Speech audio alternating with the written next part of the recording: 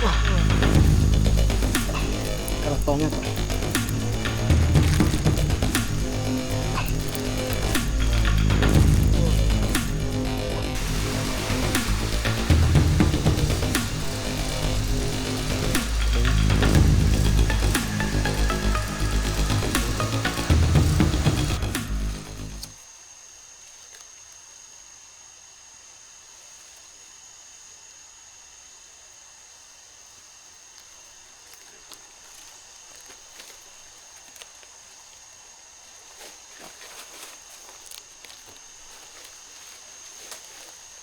Tôi bật chỉ xuống.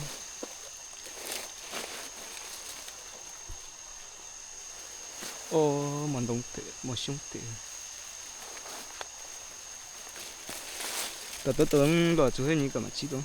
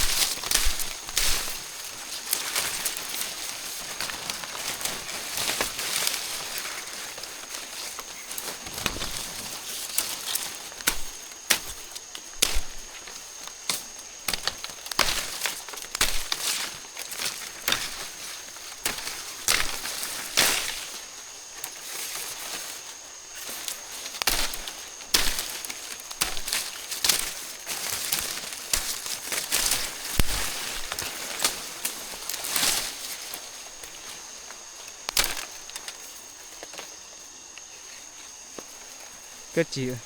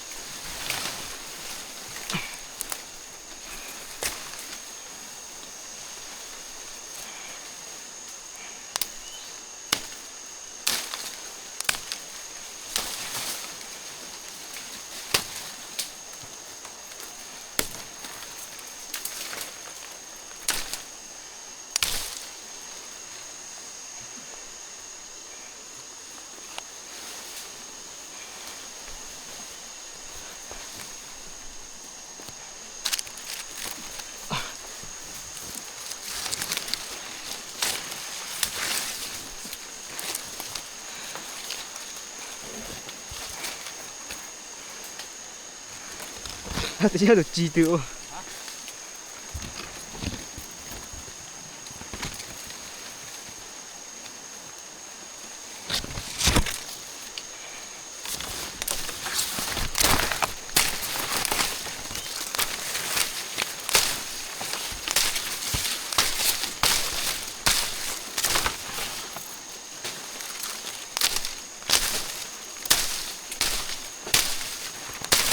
Phẳng ngô.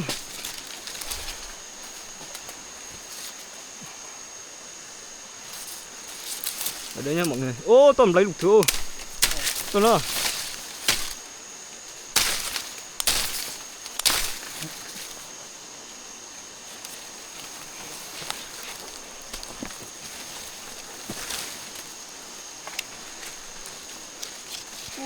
Lù á. Lù thú rồi. Chụp hình như khơi ư. Chụp hình như có sao. Wow. Lục ta rồi.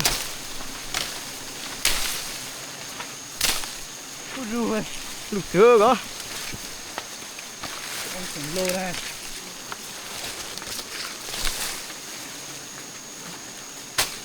Ô, chặt bá quá. Ôi rồi. Ôi.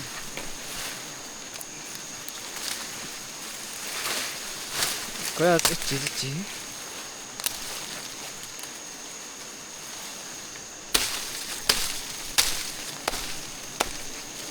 Tôi tí sẽ sử dụng tôi nó lục thừa.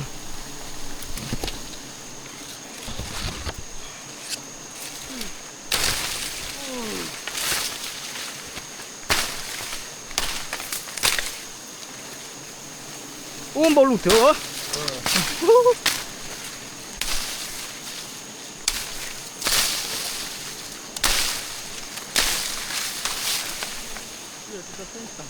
Dạ.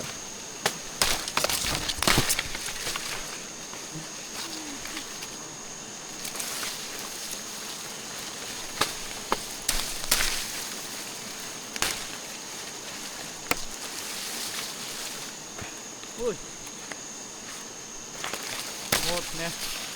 2 3 4 5 6 1m2 nha anh em ơi. 1 2 3 4 5. Wow. Có là chà bá luôn các bạn ạ. Wow.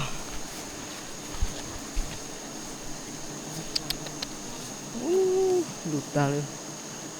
Đó, nhau chỉ dầu á. Nhau chỉ dầu bao giờ lụt. Nhá được cái lượng nó tư. Nó là quách cỏ chưa? Chà.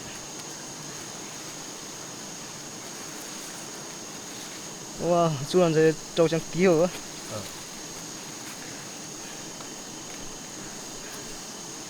Wow.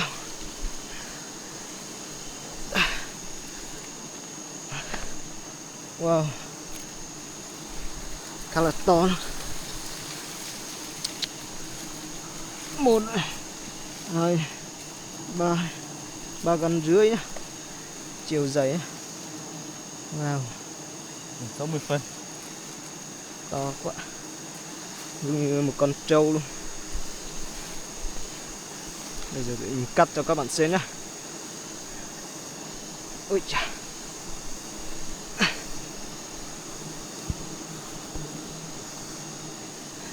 Kêu mà nói mồ hôi.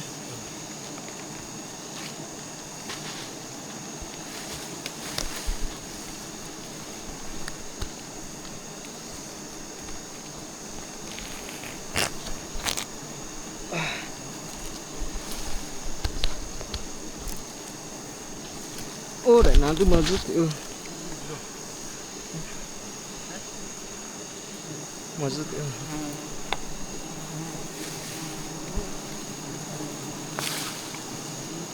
Quách cỏ không phải. ô Dự đấy cả. dự Tao phải có đi đâu.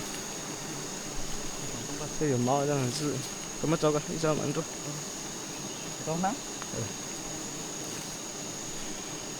Quách cỏ thôi à.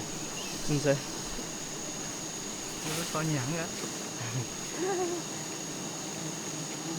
à in từ sổ hố gì Nó được. na tạo tăng lui vô tạo tăng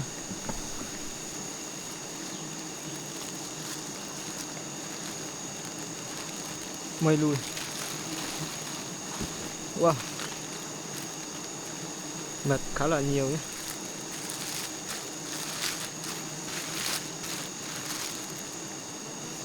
Cảm ơn mọi đến lại một chín là sẽ sung nhau đó.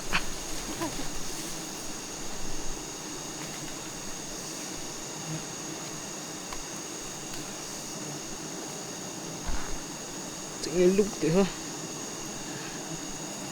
wow.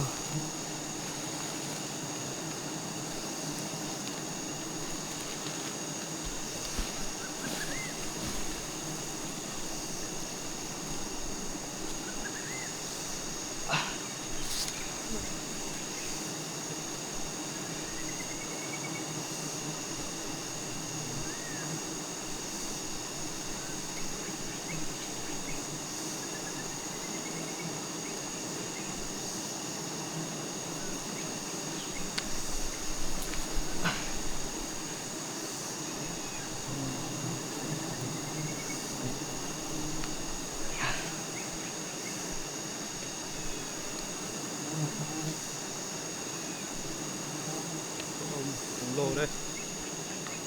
Ôi rồi ơi. Một năng. Ô chủ nhật thì biết năng. Đây đủ có chụp khác không?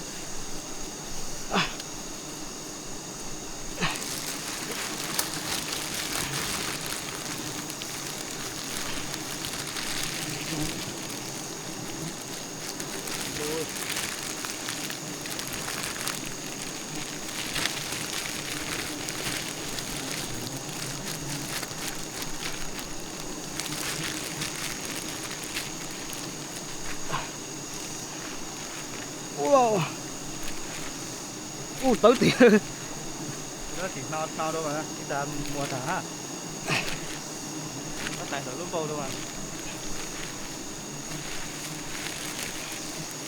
Tôi chỉ nó mặt trắng.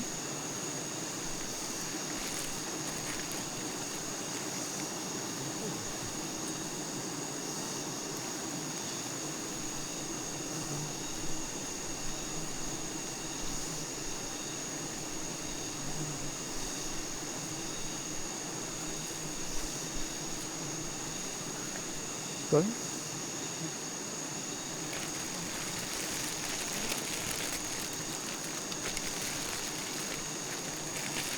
Ôi, khỏe anh chúng.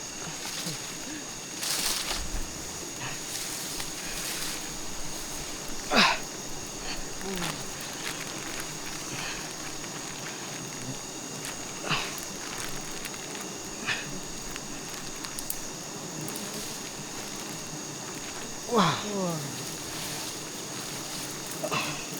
Khá là to nha các bạn.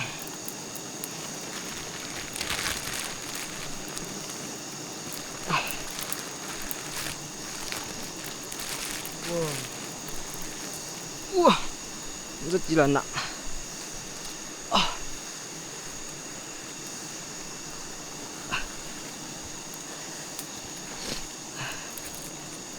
Ôi, cứ dùng nhau. Kiểu hẹn tan nhau là cứ một tí hơn mới để trí nhau nữa mà.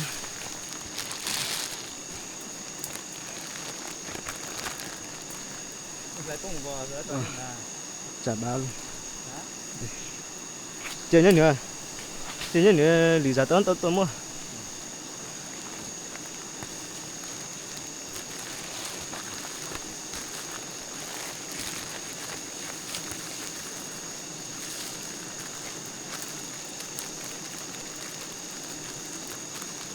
Wow. Là trơn có nhá mọi người. Không có năng hết.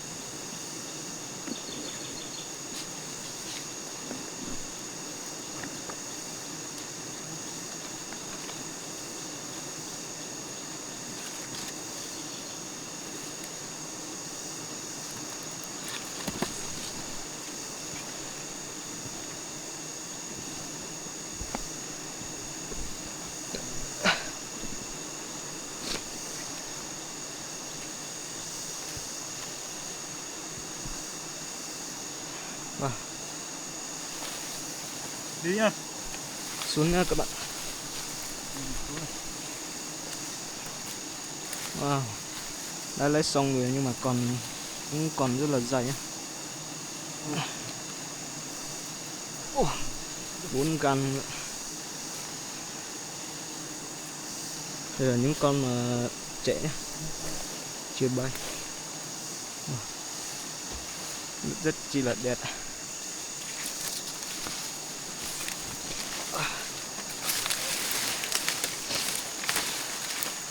Còn cái này mà. Chỉ có ổn định. Ổn định rồi, ổn định thôi. Ổn định cái này rồi.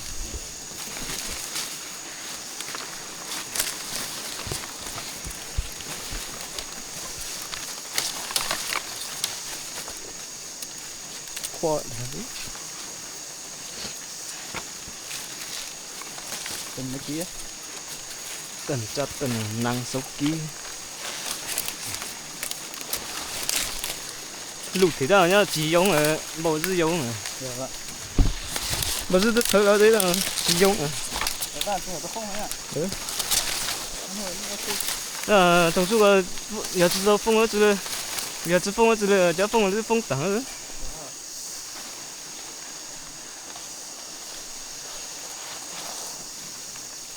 Từ từ nha bạn nha.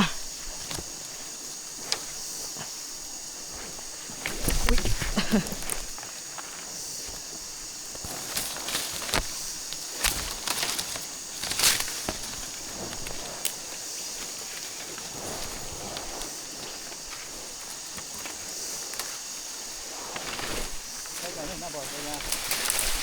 Lại ăn tao.